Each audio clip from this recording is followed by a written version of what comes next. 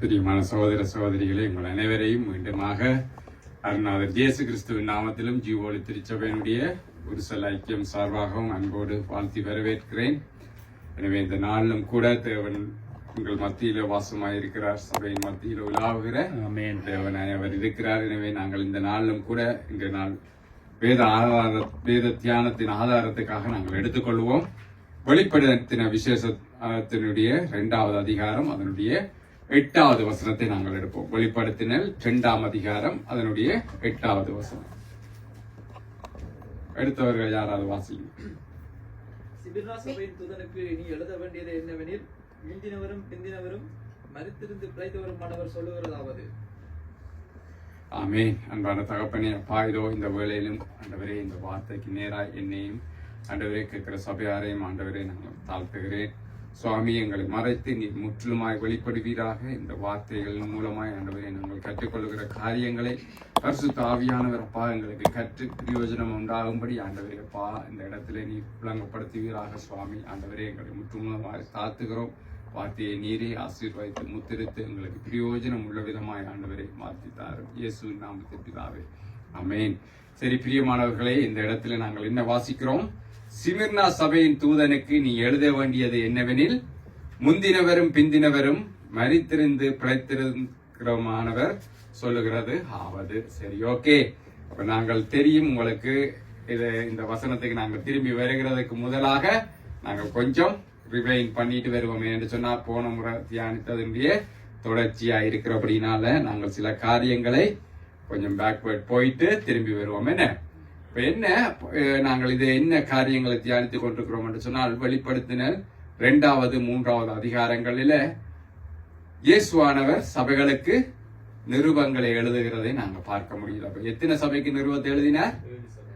7 சபைக்கு நிறுவனம் எழுதினார். அப்ப 7 சபைகள் என்கிறது அது அந்த 7 சபைகளும் 3 காரியங்களை குறிக்குது என்று போன முறை சொல்லியிருந்தேன். யாருக்காவது ஞாபகம் இருக்கா? அந்த 7 சபைகளும் 3 காரியங்களை குறிக்கும். முதலாவது 7 சபைகள் உண்மையிலேயே அந்த காலத்துல சின்ன ஆசியா என்று சொல்லப்பட்ட பகுதிகள், இப்பொழுது அது துருக்கியில இருக்குது. துருக்கியில இருந்த அந்த 7 சபைகள் உண்மையிலேயே எபேசு பட்டணத்துல ஒரு சபை இருந்துச்சு, சிமிர்னா பட்டணத்துல ஒரு சபை, அப்படி 7 பட்டணங்கள்ல சபைகள் இருந்துச்சு. அதை விட 2வது காரியம் என்ன? எல்லாரும் மறந்து போறீங்க போல, நீ என்ன டோஸ் கொடுக்கணுமா? ஓகே. 2வது காரியம், அந்த 7 சபைகளும் 7 காலகட்டங்களை குறிக்கிறதா இருக்கிறது. சபையினுடைய 7 காலகட்டங்களை குறிக்கிறதா இருக்கிறது. முதல் பார்த்த எபேசு சபை நாங்க பார்த்திருந்தோம், அது அப்போஸ்தலர் காலத்தினுடைய சபையா இருக்கிறது. என்று சொன்னால் அந்த முதல் நூற்றாண்டில தான் கிறிஸ்து ஆனவர், அதாவது முதல் சபை பெந்தகோஸ்தே நாளில் உருவாயினதிலிருந்து அந்த 100வது ஆண்டு வரைக்குமான அந்த முதல் நூற்றாண்டு சபை. என்று சொன்னா அந்த காலத்துல யார் அந்த நேரடியாகவே இயேசுவின் சீசர்களாயிருந்த அப்போஸ்தலர்கள் ஊழியம் செய்த காலம். அது அப்போஸ்தலர் சபைக்கு அது ஒரு சிறந்த எடுத்துக்காட்டாக அந்த எபேசுவினுடைய காலத்தை நாங்க பார்க்க முடியும்.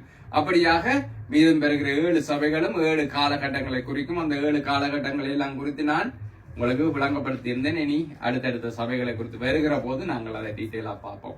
அது மட்டுமல்ல, 3வது காரியம் 7 என்கிறது வேதத்தின் அடிப்படையிலே முழுமை, அதாவது நிறைவை குறிக்கும். அப்ப 7 சபைகளுக்கு ஆன நிறுவம் என்று சொன்னால் அது எல்லா சபைகளுக்குமான நிறுவம் என்று பார்க்கிறோம். அதாவது ஹோல் சர்ச், எல்லா சபைகளுக்கும் ஆண்டவருடைய செய்தி என்று சொல்லி பார்க்கிறோம். அதை எப்படி நாங்கள் விளங்கிக் கொள்ள முடியும் என்று சொன்னால், ஒவ்வொரு சபைகளுக்குமான செய்தி முடிகிற போது அது இப்படி முடியும். என்னண்டு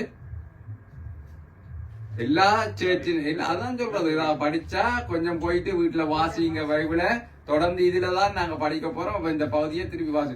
எல்லா நிறுவனங்களும் முடிக்கிற போது ஆண்டவர் இப்படி சொல்லுவார், ஆவியானவர் சபைகளுக்கு சொல்லுகிறதை காதுள்ளவன் கேட்கலாம். ஆவியானவர் எதுக்கு சொல்லுகிற? இயேசுவானவர் குறிப்பிட்ட சபைக்கு எழுதினார். ஆவியானவர் அதை எல்லா சபைக்கும் காதுள்ள எல்லாருக்குமாக ஆவியானவர் பேசுகிறதாக அந்த நிறுவனங்கள் முடியும். அப்ப இதுல இருந்து எங்களுக்கு தெரியும் அது எல்லா சபைக்குமான செய்தி. தனியா எபேசு சேர்ச்சுக்கன்னு சொன்னா அதை எபேசு ஆச்சு, நீங்களாச்சு. இப்ப ஒருவேளை யாருக்கும் ஒரு பில் வந்தா என்ன சொல்லுவோம் வீட்டுல, நிசா என்ற பேர்ல பில் வந்தா சொல்லுவா, அது உண்ட பில் நீ பே பண்ணு.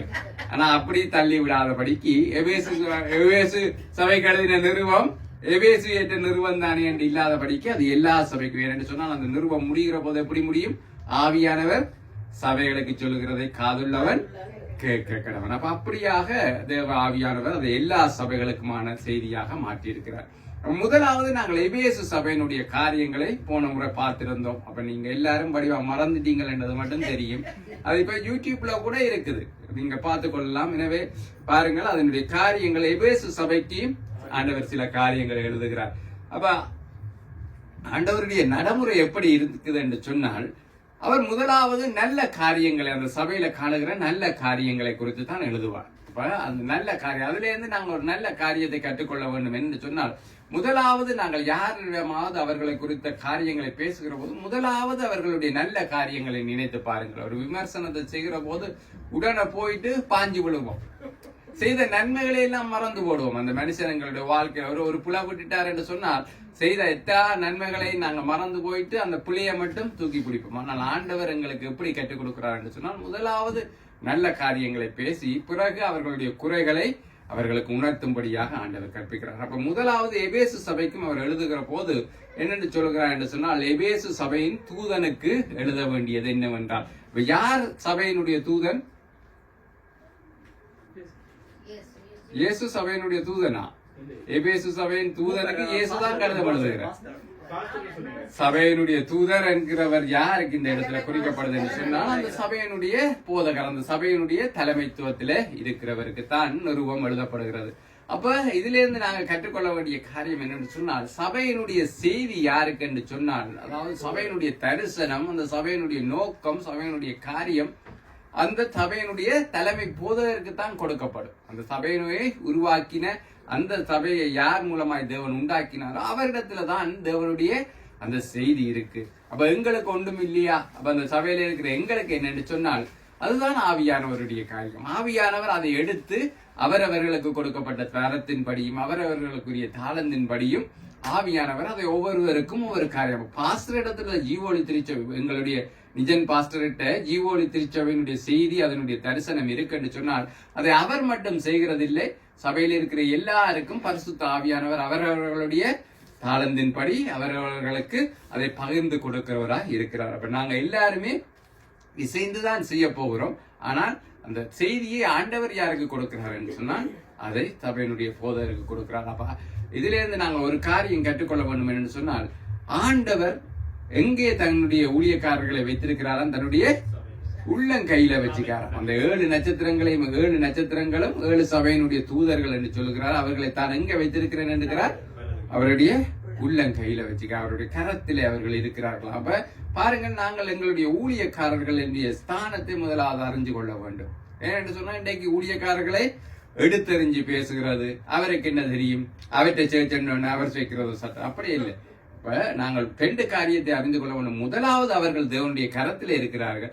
2வது, தேவனுடைய நேரடியான செய்தி அவர்களிடத்துலதான் இருக்குது. அவர்களிடத்துல இருக்கிற செய்தியைத்தான் பரிசுத்த ஆவியானவர் எடுத்து எங்களிடத்துல எங்களுக்கு ஒவ்வொரு ஊழியங்களாக கொடுத்திருக்கிறார் என்பதை நாங்கள் மறக்காதபடிக்கு நாங்கள் எப்பவுமே அந்த தலைமை பீடத்துக்கே கட்டுப்பட வேண்டும் என்று சொல்லி வேதம் சொல்லுதுன்னு சொன்னால், ஏன்னா தலைமை பீடத்துல தான் தேவனுடைய அந்த செய்தி இருக்குது. அந்த செய்தி இருந்தா தான் பரிசுத்த ஆவியானவர் எடுத்து அதை எங்களிடத்திலே தர முடியும். அப்ப சபைகளை பிரிச்சு கொண்டு போனா, இப்ப ஜோதிச்சு பாருங்க, இப்ப பாஸ்டருடைய செய்தியிலிருந்து, பாஸ்டருடைய தரிசனத்திலிருந்து எடுத்து பேசுகிற ஊழியம் தான் எனக்கு கொடுக்கப்பட்டிருக்கு. இப்ப நான் ஒரு பிரிச்சு கொண்டு ஒரு 10 பேரை கூட்டிக்கொண்டு ஒரு சபையை கொண்டு போயிட்டேன்னு சொன்னால், அப்ப என்னிடத்துல என்ன இல்லை? தேவன் கொடுத்த நேரடியான செய்தியோ தேவன் கொடுத்த நேரடியான தரிசனமோ இல்லாதபடினால அப்ப நான் என்னத்தை செய்யறது?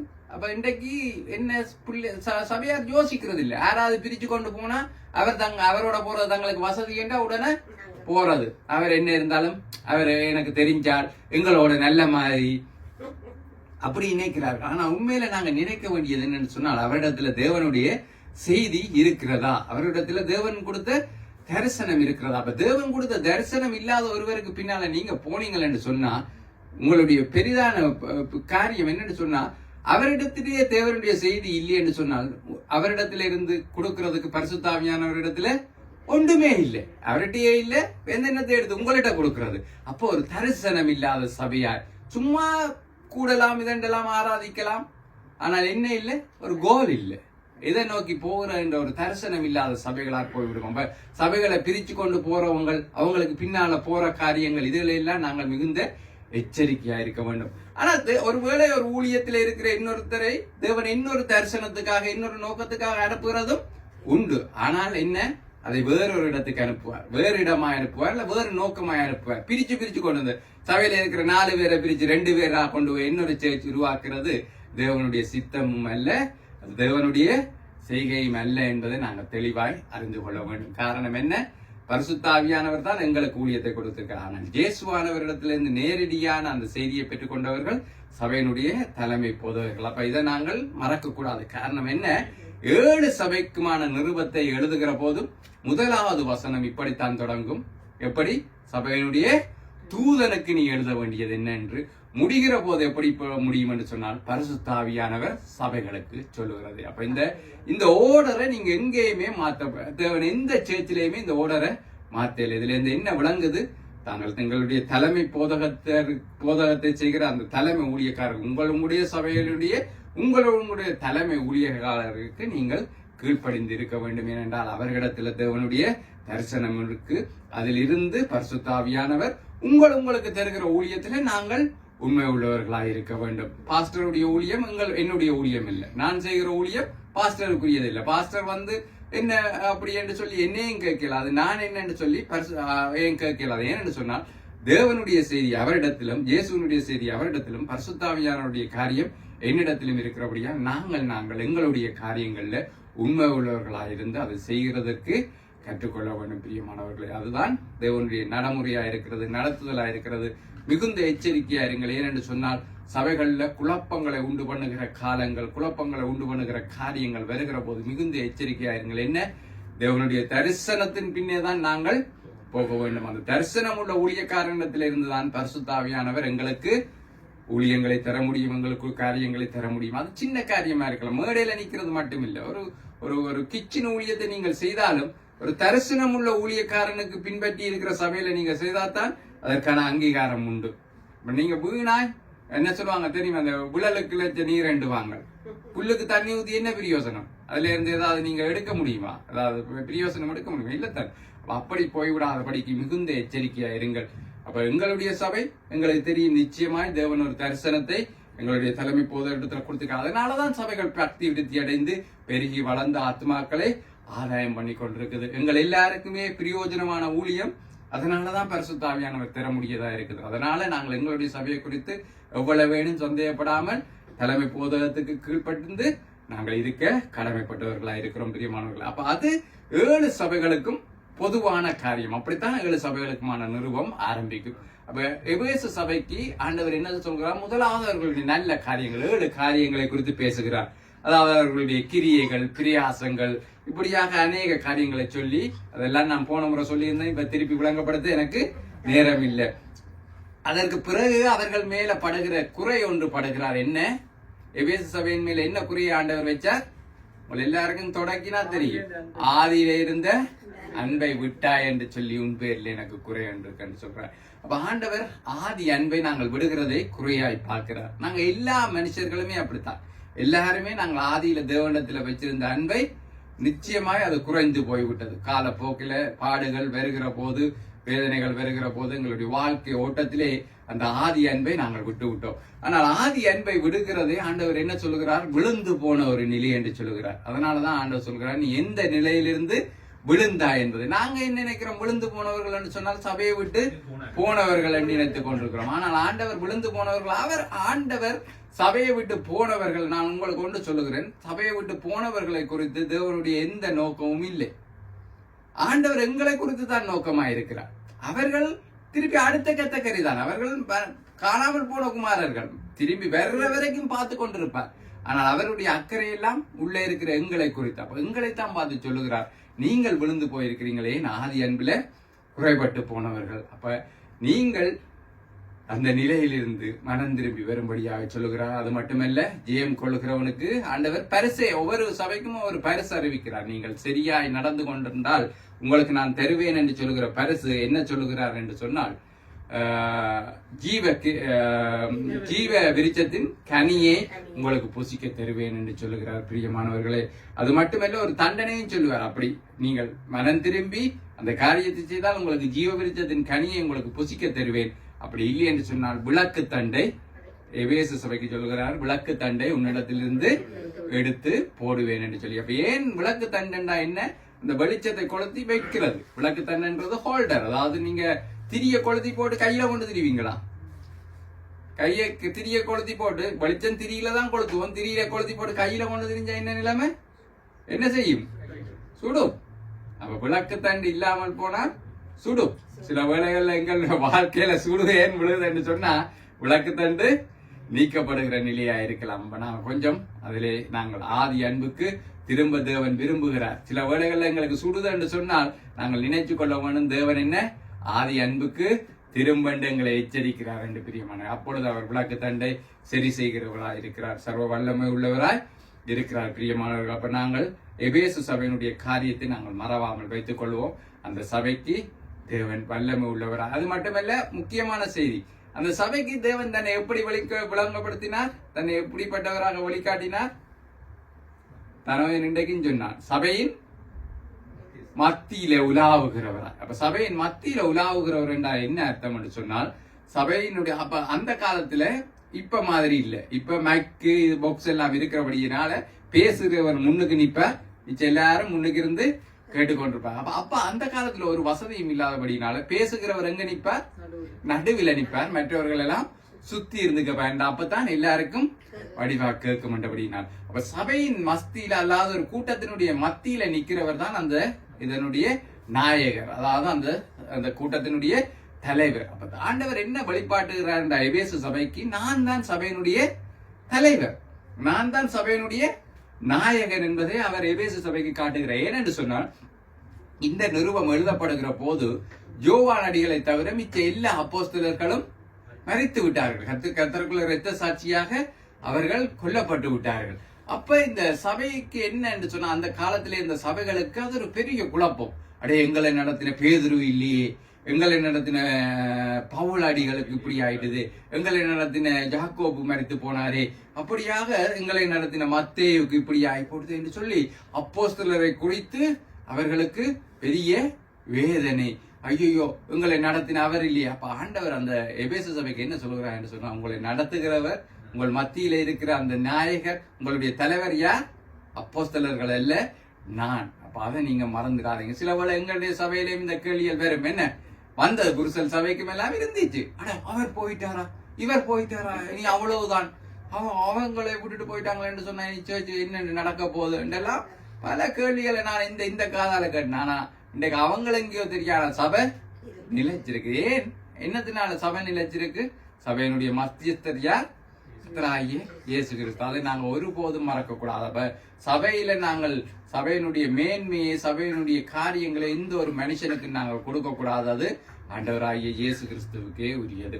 சரி, இப்ப நாங்கள் இவ்வளவு ரிமைண்ட், ஏன் கணக்கு ரிமைண்ட் பண்ண வேண்டி இருக்குன்னா, நீங்க எல்லாத்தையுமே மறந்து போனீங்க. சரி, ஓகே, பரவாயில்ல. அப்ப நாங்கள் இன்றைக்கு சிமிர்னா சபையினுடைய காரியத்தை பார்க்க போகிறோம் பிரியமானவர்கள். அதைத்தான் நாங்கள் 8வது வசனத்திலே வாசித்தோம். வெளிப்படுத்தினர் 2:8 என்ன சொல்லுகிறது? சிமிர்னா சபையின் தூதனுக்கு நீ எழுத வேண்டியது என்னவெனில், முந்தினவரும் பிந்தினவரும் மரித்திருந்து பிழைத்திருக்கிறவருமானவர் சொல்லுகிறது ஆவது. அப்ப சிமிர்னா சபைக்கு நிருபம் யாருக்கு எழுதப்படுகிறது? சபையினுடைய தூதனுக்கு, சபையினுடைய அந்த தலைமைத்துவத்தில் இருக்கிறவருக்கு மட்டும்தான் அந்த நிருபம் எழுதப்படுகிறது பிரியமானவர்களே. அவர்களுக்கு ஆண்டவர் தன்னை எப்படியாக வெளிப்படுத்துகிறார்? இந்த வசனத்திலேயே இருக்கு. எப்படி சிமிர்னா சபைக்கு தன்னை வெளிப்படுத்துகிறார்? முந்தினவரும் பிந்தினவரும் தான் மரித்து உயிர்த்தெழுந்த இயேசுவாக, தன்னை உயிர்த்தெழுந்த இயேசுவாக அவர் காண்பிக்கிறார். அப்ப ஏன் அவர்களுக்கு மட்டும் முதலாவது சபைக்கு தன்னை மஸ்தியஸ்தராக காண்பித்தவர், இப்பொழுது சிமிர்னா சபைக்கு தன்னை உயிர்த்தெழுந்த இயேசுவாக ஏன் காண்பிக்கிறார் என்று சொன்னால், சிமிர்னா சபை பாடுகள் நிறைந்த சபை, இரத்த சாட்சிகள் நிறைந்த சபை, கிறிஸ்துவின் நிமித்தமாக அநேகர் கொல்லப்பட்ட ஒரு சபை. அப்ப இந்த சிமிர்னா சபை எந்த சபைகளுக்கு அடையாளமா இருக்குது என்று சொன்னால், அது உபத்திரவப்படுத்தப்படுகிற சபைக்கு அடையாளம், இரத்த சாட்சிகளான சபைக்கு ஒரு அடையாளமா இருக்கிறது.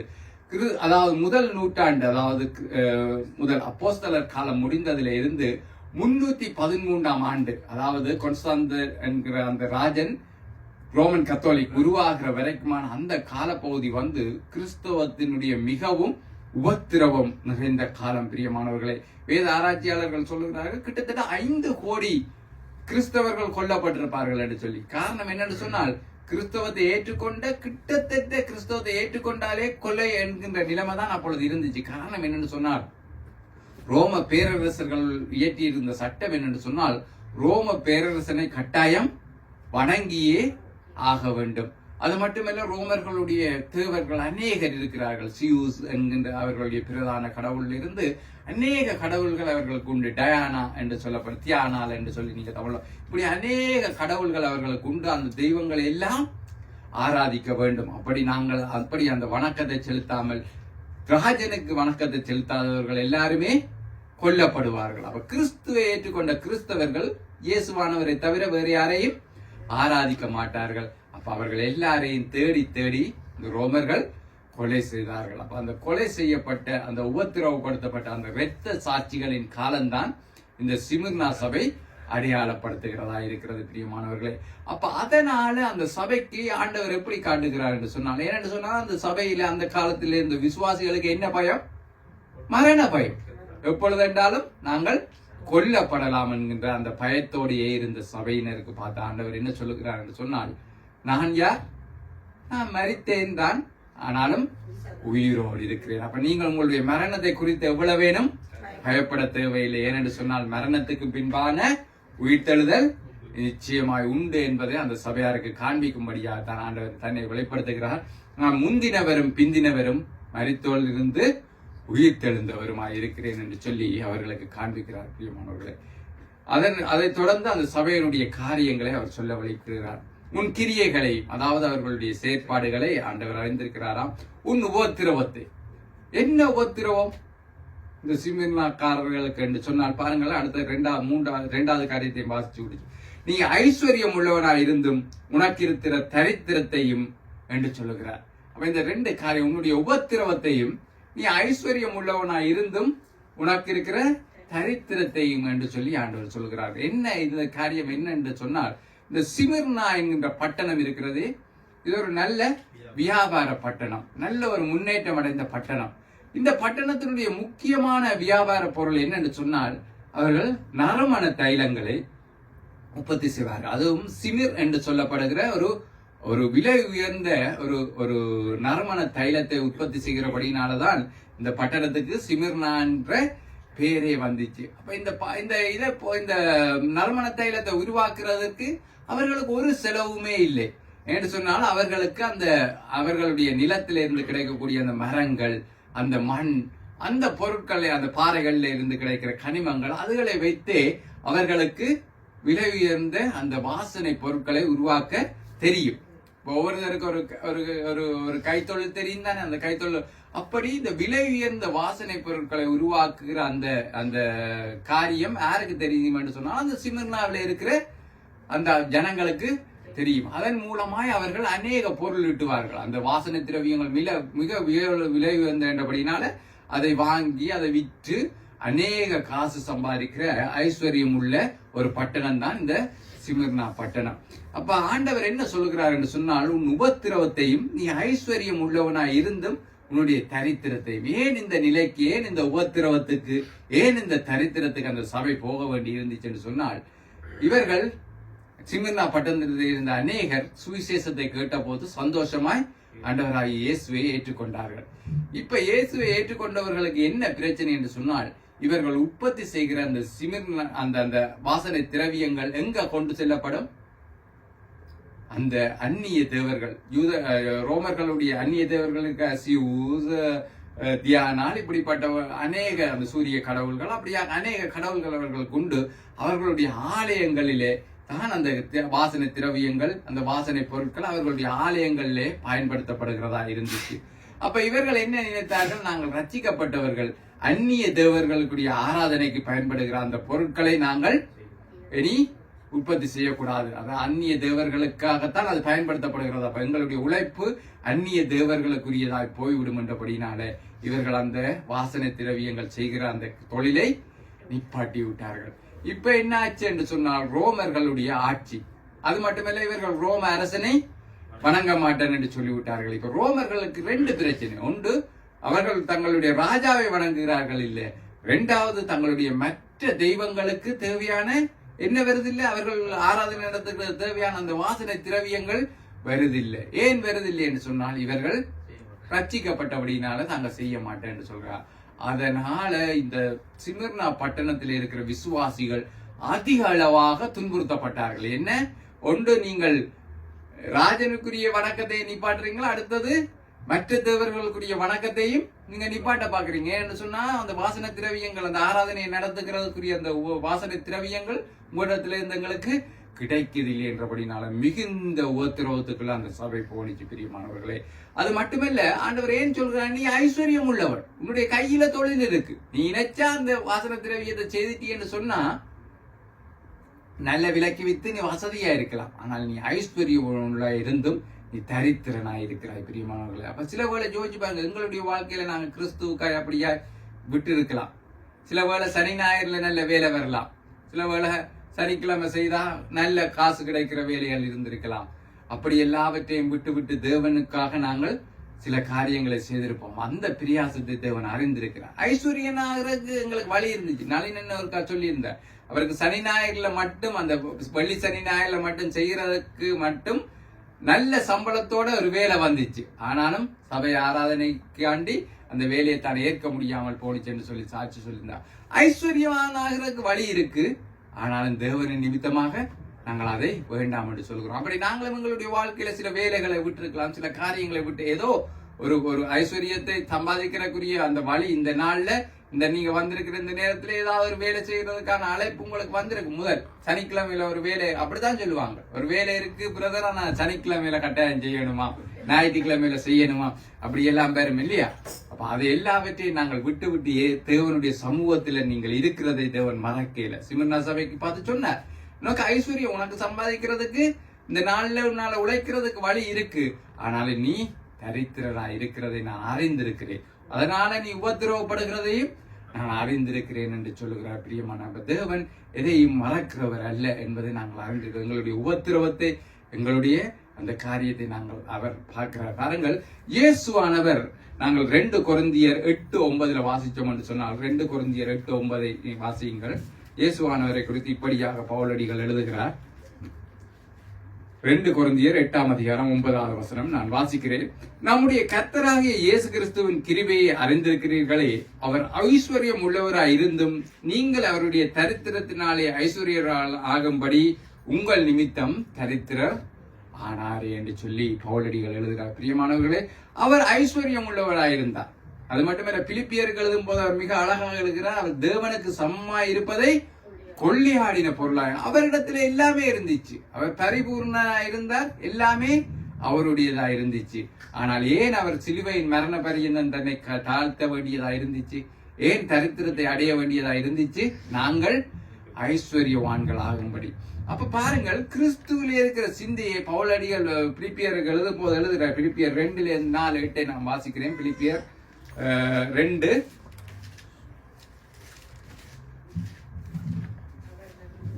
வாசிங்க.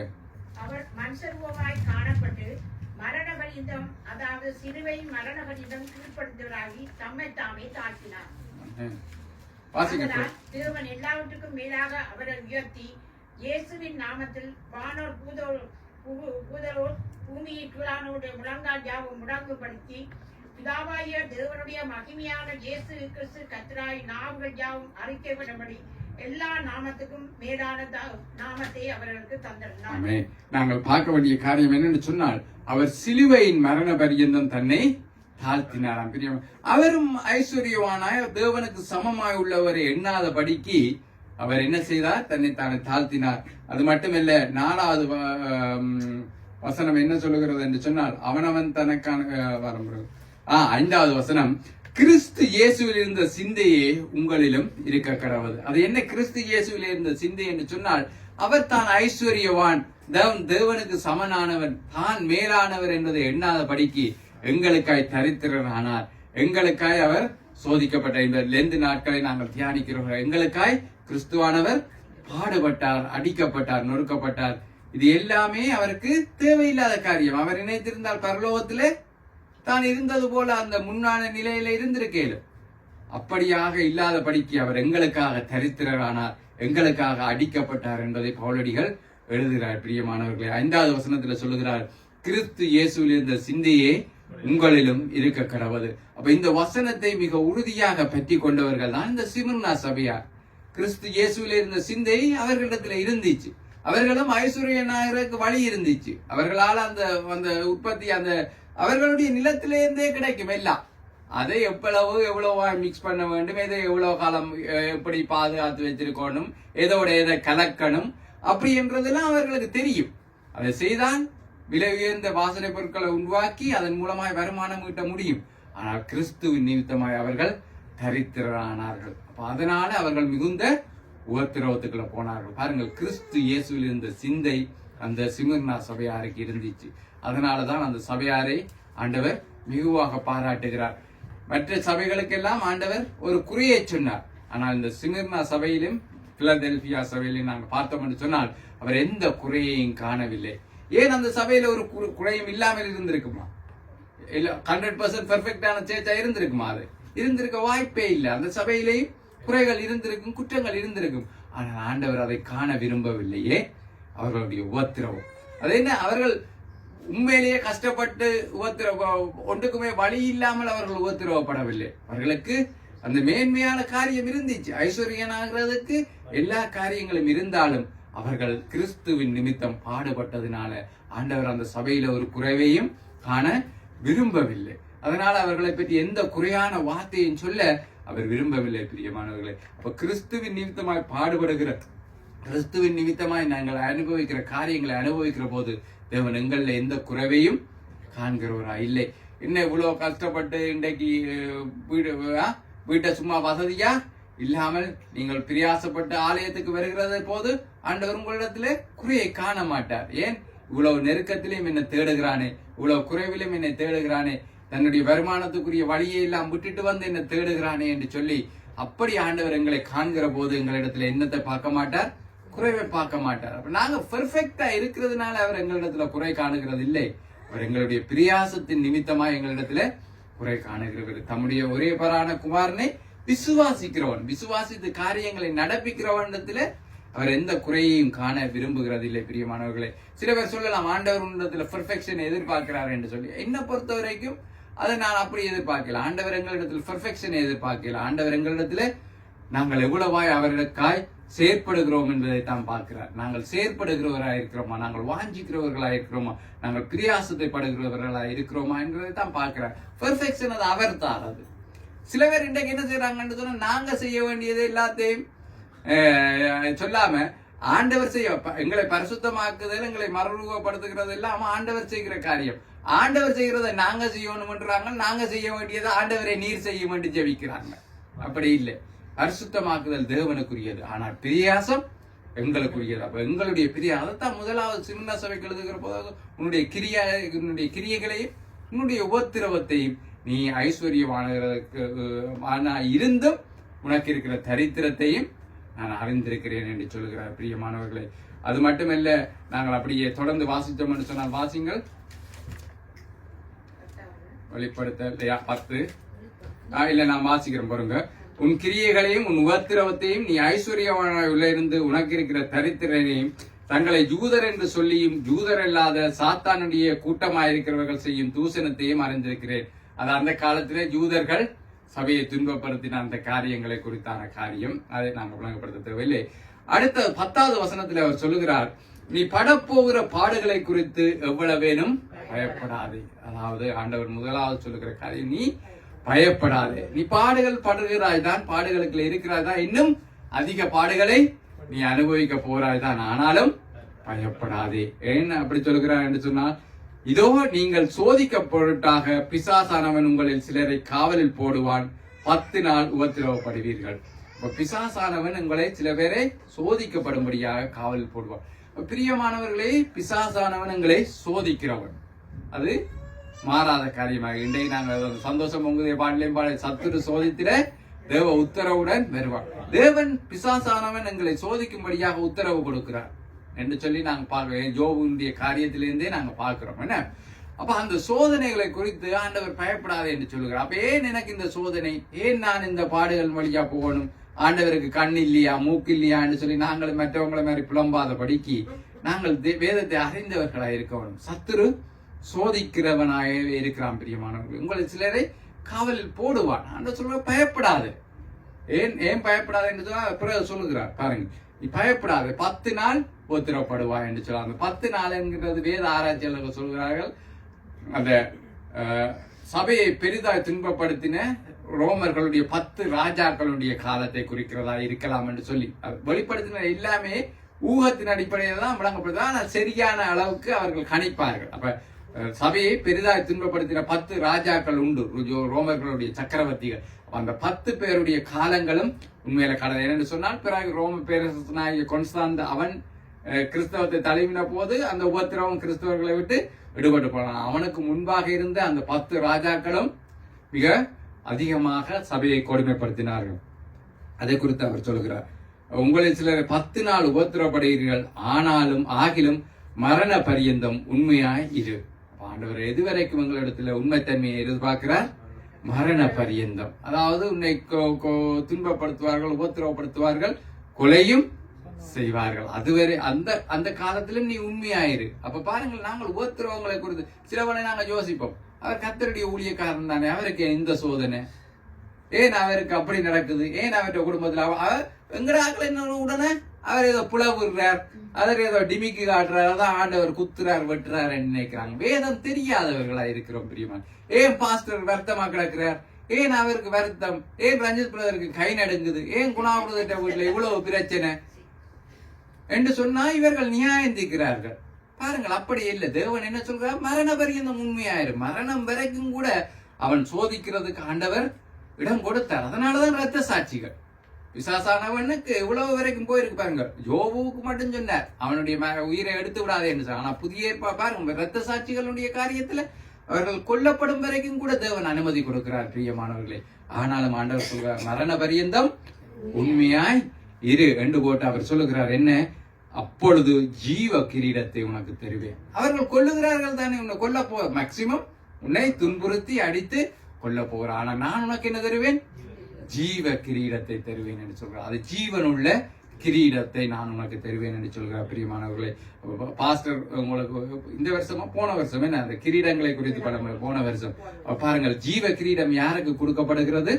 உபத்திரவத்தின் வழியாய் கடந்து வருகிறவர்களுக்கு ஆண்டவர் கொடுக்கிறது ஜீவ கிரீடம். அப்ப நீங்கள் சபைகள்ல உபத்திரவப்படுகிற ஊழியக்காரர்கள், சபத்துல உபத்திரவப்படுகிற பிள்ளைகளை பார்க்கிற போது நியாயம் தீர்க்காமல் இருங்களேன். அவர்களுக்கு தேவனிடத்துல என்ன உண்டு? ஜீவ கிரீடம் அவர்களுக்காக உண்டு. சும்மா நியாயம் தீர்க்கிறது ஏதோ இவர்கள் பரிசுத்தவான்கள் போலவும் பாடுகளுக்குள்ள போறவன் பாவி போலவும் நியாயம் தீர்க்கிற பிரசங்கங்கள், பிரசங்கிமார், ஊழியக்காரர்கள் கீழே இருந்து பேசுகிறவர்களாய் இறகாதபடிக்கு எச்சரிக்கையாயிருங்கள். சிமிர்னா சபையை பாருங்கள், பாடுகள் உள்ள சபை. ஆனா ஆண்டவர் எந்த ஒரு குறையும் அந்த சபையில காண விரும்பவில்லை. அவர்களுக்குள்ள பாடுபடுகிறவர்களிடத்திலேயும் குறை இருக்கும், ஆனால் ஆண்டவர் அதை காணாதவர் போல இருக்கிறார். ஏன்னு சொன்னால் அவன் பாடுகள் மத்தியில போகிறவனா இருக்கிறான், பாடுகள் மத்தியிலும் விசுவாசத்தை மறுதலியாதவனா இருக்கிறான் என்று சொல்லி அவர்கள் மேலே ஆண்டவர் வைத்த அந்த அன்பை பார்த்தீங்களா? மரண பரியந்தம் உண்மையாயிரு, பயப்படாதே, நீ மரண பரியந்தம் உண்மையாயிரு, நான் உனக்கு ஜீவ கிரீடத்தை உனக்கு தருவேன் என்று சொல்லுகிறார். 11வது வசனம், ஆவியானவர் சபைகளுக்கு சொல்லுகிறதை காதுள்ளவன் கேட்க கடவன் என்று சொல்லுகிறார். அதாவது அது எல்லா சபைகளுக்குமே வரும். இந்த எல்லா காரியமுமே எங்கள் எல்லாருக்குமானது. அதான் ஆவியானவர் உங்கள் எல்லாருக்குமா சொல்லுகிறார். நீங்க பாடுகளின் வழியாய் போகிறீர்களா? பயப்படாதீங்க, மரண பரியந்தம் தேவனுக்கு உண்மையாயிருங்கள். பாடுகள் வருகிற போது சில எங்களுக்குள்ள என் கேள்வி வரும், ஏன் தேவன் எங்களுக்கு இதை அனுமதிக்கிறார், ஏன் தேவன் அவருக்கு இதை அனுமதிக்கிறார், ஏன் அந்த ஊழியக்காரன் நல்ல ஊழியக்காரன் ஏன் அவருக்கு இப்படி நடக்குது, ஏன் அப்படி என்று சொல்லுகிற கேள்விகள் உங்களுக்கு வருகிறதா இருக்கலாம். அல்லாட்டிக்கு நீங்க யாரையாவது நியாயம் தீர்க்கிறீங்களா? வேற பாடுகளுக்குள்ள போறார், அவருக்கு ஏதோ பரிசுத்த குலைச்சல். என்ன, அவர் பரிசுத்தமா இல்லை, அதனாலதான் தேவன் அடிக்கிறார் குத்துறார் என்று சொல்லி புலியான நியாய தீர்ப்புகளை செய்கிறவர்களா இருக்கிறீங்களா? மிகுந்த எச்சரிக்கையா இருங்கள். ஆண்டவர் என்ன சொல்லுகிறார்? காதுள்ளவன் கேட்க கடவன். சிமிர்னா சபையினுடைய காரியத்திலே ஆண்டவர் எவ்வளவு கண்ணோக்கமா இருந்தார். அவர்களுடைய உபத்திரவத்தையும் அவர்களுடைய பொறுமையையும் அவர் எவ்வளவாய் அந்த சபையை மெச்சுகிறார் என்று பாருங்கள். அது மட்டுமல்ல, ஜெயம் கொள்ளுகிறவன் 2ஆம் மரணத்தினால் சேதப்படுத்தவில்லை என்று எழுது. ஏன் இந்த சபைக்கு மட்டும் இப்படி எழுதுற? ஜெயம் கொள்ளுகிறவன் 2ஆம் மரணத்தினால் சேதப்படுகிறது இல்லை. அதுவும் இரத்த சாட்சிகள், அதாவது மரணம் வரைக்கும் கிறிஸ்துவனுடைய விசுவாசத்தை பற்றி நின்ற கிறிஸ்தவர்கள். அவர்களுக்கு சொல்லுகிறார், நீ இந்த முதலாவது மரணத்தை பெருசா இணைக்காத. இது வெறும் இந்த சரீரம் மரித்து போகிற மரணம். ஆனால் 2ஆம் மரணம் உண்டு. அது உங்கள் ஆத்துமாக்கள் நித்தியமாய் அக்கினி கடலிலே நரகத்திலே தள்ளப்பட்டு நித்திய மரணம் என்று சொல்லி வேதம் சொல்கிறது. அதாவது மரணத்திலேயே நித்தியமாய் இருக்கிறது. பாருங்கள் பிரியமானவர்கள், கிறிஸ்துவை ஏற்றுக்கொண்டு கிறிஸ்துவை விசுவாசிக்கிறவர்களுக்கு கிடைக்கிறது நித்திய ஜீவன் என்று சொன்னால் அது என்றென்றைக்கும் வாழுகிற வாழ்க்கை. நரகத்தில தள்ளப்படுகிறவர்களுக்கு சொல்கிறது நித்திய மரணம் என்று சொல்லி. அப்ப நித்திய மரணம் என்று சொன்னா மரணத்திலேயே நித்தியமா இருக்கிறது என்பது எப்படி இருக்கு யோசிச்சு பாருங்க. அதுதான் 2ஆவது மரணம். ஆண்டவர் சொல்லுகிறார், நீ முதலாவது மரணம், இந்த உலக பிரகாரமான மரணம், இந்த சரீர மரணத்தை குறித்து நீ கவலைப்படாத. ஏனென்று சொன்னால் உன்னுடைய விசுவாசம் உன்னை 2ஆவது மரணத்துக்கு கொண்டு போகாது. நீ நித்திய ஜீவன் உள்ளவனாய் இருப்பாய் என்று சொல்லி அந்த சபைக்கு நம்பிக்கை கொடுத்து பேசுகிறார். அதனாலதான் அந்த சபைக்கு ஆண்டவர் தன்னை உயிர் உள்ளவராய் காண்பித்தாரே. தான் மரித்து உயிர் தெளிந்திருக்கிறேன், இனி 2ஆவது மரணத்துல நான் பங்கடைய போகிறது இல்லை. அப்ப சபைக்கு இருக்கிற ஆணித்தனமான நம்பிக்கை, பிரியமான விசுவாசிக்கிற உங்களுக்கு இருக்கிற ஆணித்தனமான நம்பிக்கை, நீங்கள் 2ஆவது மரணத்துக்கு பாத்திரவான்களாக போகிறது இல்லை. நாங்கள் நித்திய ஜீவனுக்கு பாத்திரவான்களாக போகிறோம். இப்ப கிறிஸ்துவின் நிமித்தம் நீங்கள் படுகிற எந்த பிரியாசத்தையும் குறித்து நீங்கள் வெட்கப்படாதீர்கள். எந்த உபத்திரவத்தை குறித்து நீங்க வெட்கப்படாதீர்கள். நீங்கள் உங்களுடைய சில வேலை சொல்லலாம், வெளிநாட்டுக்கு உழைக்க போனி சனிக்கிழமையில வேலை செய்து ஞாயிற்றுக்கிழமையில வேலை செய்து நல்லா இருக்கலாம் தானே, ஒரு எக்ஸ்ட்ரா வேலை செய்து நல்லா இருக்கலாம் தானே, சும்மா சேர்ச்சு போயிட்டு இப்படி திரிகிறீங்கன்னு சொல்லி மற்றவர்கள் சொல்லலாம் பிரியமானவர்களே. ஆனால் நீங்கள் அடைய போகிற மேன்மையை குறித்து யோசிச்சு பாருங்க. அதோட ஒப்பிட்டு கிறிஸ்து இந்த 2 நாட்களை நாங்க தியானிக்கிறோம். அவர் பரலோகத்திலேயே இருந்திருக்கலாம் தானே. அவருடைய நாமம் எந்த விதத்திலும் தூச்சிக்கப்பட்டிருக்கு. இன்றைக்கு எத்தனை கேள்வி கேட்கிறாங்க, அவர் கடவுள் என்று சொன்னவரோ, அவர் ஏதாவது எங்க பைபிள் எடுத்து காட்டுங்க அவர் கடவுள் என்று சொன்னவரோ என்று ஏதாவது ஆதாரம் கேட்பாங்க. அவர் அதை செய்தார் இதை செய்தார். டாவின்சிகோட் என்று சொல்லி படம் எல்லாம் எடுத்து கிறிஸ்துவை கேவலப்படுத்த. ஏன் அவருடைய பரிசுத்தம் குலைச்சலாக்கப்பட வேண்டும்? ஏனென்று சொன்னால் அவர் பூமிக்கு மனுஷனாய் வந்தபடியா, அவர் தம்முடைய ஐஸ்வர்யத்தை விட்டு தரித்திரானபடினால அவருடைய பேர் கெட்டு போச்சு பிரியமானவர்கள். ஆனா அவர் அதே ஒரு பொருட்டாக எண்ணாமல் எங்களுக்காக வந்து அடிக்கப்பட்டார், நொறுக்கப்பட்டார், பாடுகளை சகித்து கொண்டார். ஆனாலும் அதோட அது முடிவாக போகவில்லை. நாங்கள் பிலிப்பியர்ல வாசித்தபடி தேவன் எல்லா நாமத்துக்கும் மேலான நாமத்தை கொடுத்து அவரை உயர்த்தினார். அப்ப அதே போல உபத்திரவத்திலே கிறிஸ்துவ நிமித்தமாய் பாடுபடுகிற ஊழியக்காரர்களை பார்க்கும் போது நீங்கள் மனசுக்களை நினைக்க வேண்டியது ஒன்றுதான். என்ன? பரலோகத்தில் அவர்கள் மேன்மையாய் நடத்த போகிறார். அவர்கள் அடைய போகிற மேன்மை அவர்களுக்கு பெரிதா இருக்கும் என்றுதான் நாங்க இணைக்கணுமே தவிர, அதை விட்டுட்டு இவங்களை ஏதோ புலவிடுறாங்களா, அதாலதான் இவங்களுக்கு இப்படி நடக்குது, இவங்களோட குடும்பத்துல அப்படி நடக்குது என்று சொல்லி நாங்கள் நியாயம் தீர்க்க எங்களுக்கு தகுதி இல்லை. பிரியமானவர்கள், மிகுந்த எச்சரிக்கையா இருக்க வேண்டும். இதைத்தான் நாங்கள் சீமன்நாத சபையினுடைய காரியத்திலிருந்து கற்றுக்கொள்ள வேண்டியதா இருக்கிறது. அப்ப நாங்கள் அதனுடைய சமரியை பார்த்தோம் என்று சொன்னால், அந்த சபை ஐஸ்வர்யன் ஆகிறதுக்கு எல்லாமே அவர்களுடைய கரத்திலே. நீங்க இன்னொரு சபைக்கு ஆண்டவர் எழுதும் போது சொல்லுகிறார், நீ ஐஸ்வர்யவான் என்று சொல்ற, ஆனா நீ பிச்சைக்காரன் என்று ஒப்போசிட்டா சொல்ற. போ பாருங்க, எல்லா நிலைமையும் மாறும். முதல் இருந்த சபைகள்ல இருந்த நட்பங்கள் எல்லாம் மாறி வரும் என்று சொன்னா, எபேசு சபைக்கு சொல்கிறான், நீ நிக்கலாய் மதத்தாருடைய கிரியை நான் வெறுக்கிறேன், அதை நீயும் வெறுக்கிறாய் என்று சொல்லி. அடுத்த சபைக்கு வரும்போது அந்த சபைக்கு சொல்கிறான், நீ நிக்கலாய் மதத்தாருடைய போதத்தை கை கொள்கிறாய் என்று சொல்லி. அப்ப இது எல்லாம் மாறி வரும். சில வேளைகள்ல ஆண்டவர் வெறுக்கிற ஒரு காரியத்தை வெறுக்கிறவர்களாய் நீங்க இருப்பீங்க, காலப்போக்கில் அதை விரும்புகிறவர்களாய் மாறிடுங்க. அதனால மிகுந்த எச்சரிக்கையா இருக்கணும். ஆவியானவர் சபைகளுக்கு சொல்லுகிறதை காதுள்ளவன் கேட்க கடவுள். இந்த 2 அதிகாரங்களையும் நீங்க திருப்பி வாசிங்க என்று சொன்னா, என்னுடைய பிரசங்கங்கள் கொஞ்ச நாளைக்கு இதுக்கெல்லாம் போகும் போல கிடைக்கும். என்ன சொன்னா, நான் முதல்ல யோசிச்சேன் ஒரு நாள்ல 2 சபைக்குரியதை பேசலாம்னு சொல்லி. ஆனா போற போக்க பார்த்தா அது நடக்காது. எப்படியோ ஒரு சபைக்குரியதை பேசினா அப்ப நாங்கள் நீண்ட காலமா இதை தியானிக்க வேண்டி வரும். நாங்க பரவாயில்ல, உங்களுக்கு வேகமா சொல்லிட்டு போறதை காட்டிலும் பிரயோஜனம் உள்ளபடி கொஞ்சம் விளங்கக்கூடியபடி சொல்லுகிறது காரியம். என்ன மறந்தாலும் பரவாயில்ல, உங்களுக்கு ஞாபகம் இருக்கு. ஏன்னு சொன்னால் போன முறை நான் தாவீதினுடைய ஒரு காரியத்தை சொன்ன போது தனோயன் அந்த வசனத்தை எனக்கு அனுப்பினான், நீ சொன்னதுக்குரிய காரியம் இதுல இருக்கு பாருன்னு சொல்லி. அப்படி நீங்கள் எல்லா காரியங்களையும் மறந்து போகிறது இல்லை. அது ஞாபகம் வருகிற போது நிச்சயமா அது பிரயோசனமாக உள்ளதா இருக்கும் பிரியமானவர்களே. எனவே நாங்கள் எபேசு சபையின் காரியத்தையும் ஞாபகம் வச்சுக் கொள்ளுங்கள், சிமிர்னா சபையினுடைய காரியத்தையும் ஞாபகம் வச்சுக் கொள்ளுங்கள். அது இரத்த சாட்சியான சபை, கிறிஸ்துவுக்கென்று மரண பரியந்தம் உண்மையாய் இருந்த சபை. நாங்களும் அவருக்கு உண்மையாய் இருப்போம். ஏனென்றால் அவர் எங்கள் நிமித்தம் பாடுகளை சவித்தார். அப்ப கிறிஸ்துவின் நிமித்தம் நாங்களும் பாடுகளை சவிக்கிறதுக்கு எவ்வளவு வேணும்? வெட்கப்பட கூடாது. நாங்கள் பொறுமையோட